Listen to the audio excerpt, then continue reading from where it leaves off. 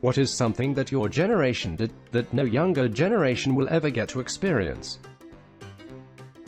Downloading stuff for an hour, then getting cut off at 99% because some idiot decided to pick up the phone. Go to school with vaccinated classmates. Remembering your friends' phone numbers in your head. I can still remember a handful of phone numbers from friends when I was a kid, and having to wait to see if the pictures you took came out actually turned out. Watch MTV when it showed nothing but music videos, artist interviews and concert footage. Listening to your sister talking to her crush on the phone with the other wired phone. The total joy when the Sears toy catalog came out before Christmas. Roller skating is a mainstream activity. Large, dimly lit rink with smoke machines, lights, and a disco ball. Refreshments sold, including food, soft drinks, and even beer for the adults. An arcade section.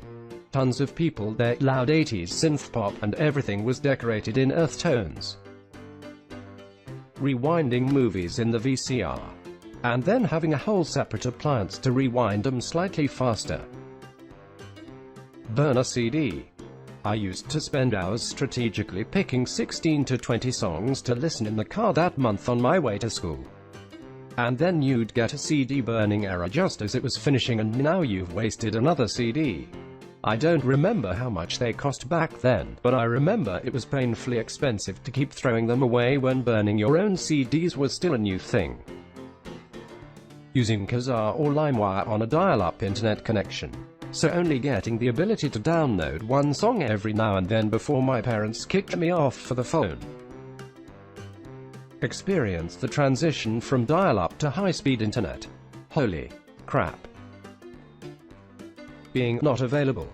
Before mobile phones, if you wanted to talk to someone you had to find a landline and hope they were actually in, or go round their house. Now, it's all instant messaging in its many forms, with the sender expecting an instant reply.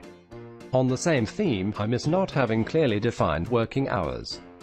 Back then, if you wanted to talk to me about work stuff, you'd have to do it on Monday to Friday, 9 a.m. to 6 p.m. Now, I get work emails and phone calls every day of the week, 24 hours a day. People seem to have lost that sense of boundary, and seem to think it's okay to pester me at 8 p.m. on a Sunday night.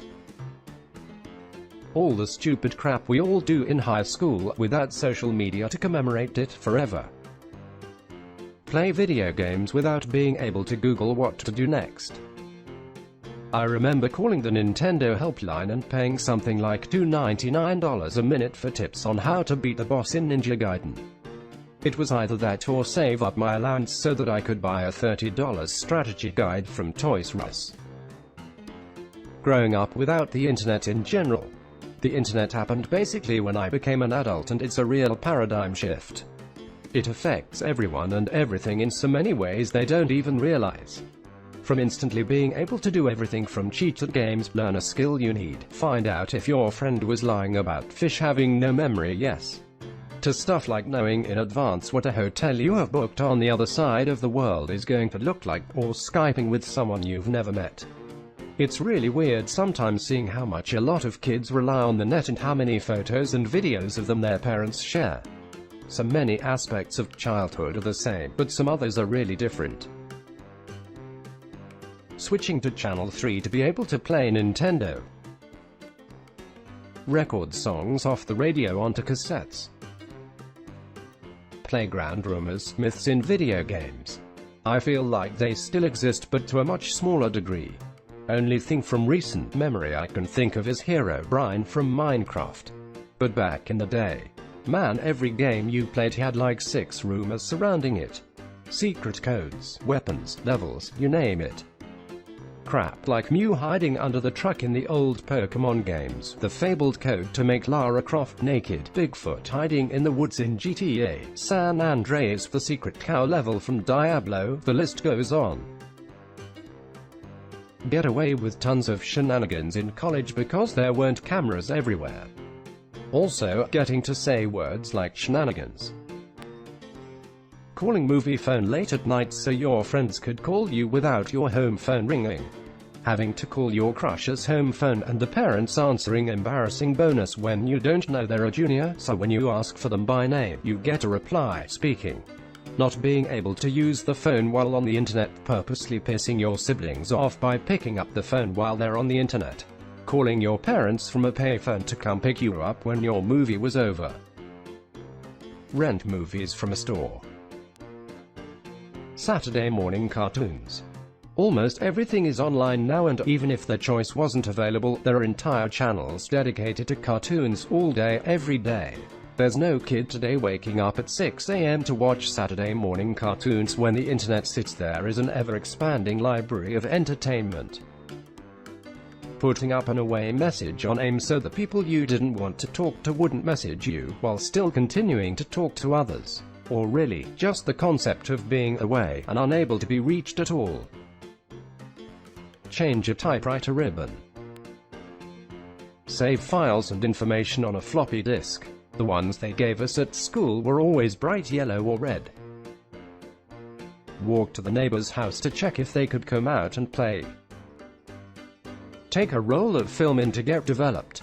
Youth today will never know the satisfaction of hearing the subtle re-snap sound of taking a flash photo with a disposable camera. Or the excitement and anticipation of waiting for your roll of film to get developed to see if the pics you took were any good or not. Going out on your bike Saturday morning to go play with your friends. Your parents yell, "Just be back for dinner time," as you pedal away. You go to your friend's house. You learn that they have already headed out. You must now find them. This is normal. You must now decide where in the 3 or 4 mile radius they have likely gone to hang out. This will be based on several factors like weather, last week's current hotspot, who's just got some pocket money to spend, etc. So you take a best guess and pedal across town and down into the country lanes to that spot with the good bike jump. It's a bust. Never mind, you got to take a few practice jumps without the pressure of failure. You travel roughly 3 or 4 miles until you get it right. The elation is real. There is a group buzz when a friend has successfully found and joined the group. You feel like a tracker hunter for a bit. Group shenanigans resumes. No one films it. You return home 8 or maybe 9 hours later, sweaty, bruised, muddy and hungry. No one worried.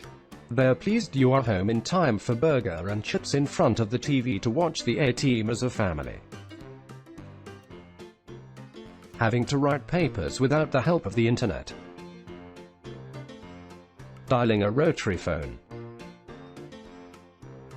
Play flash games. Renting video games at Blockbuster.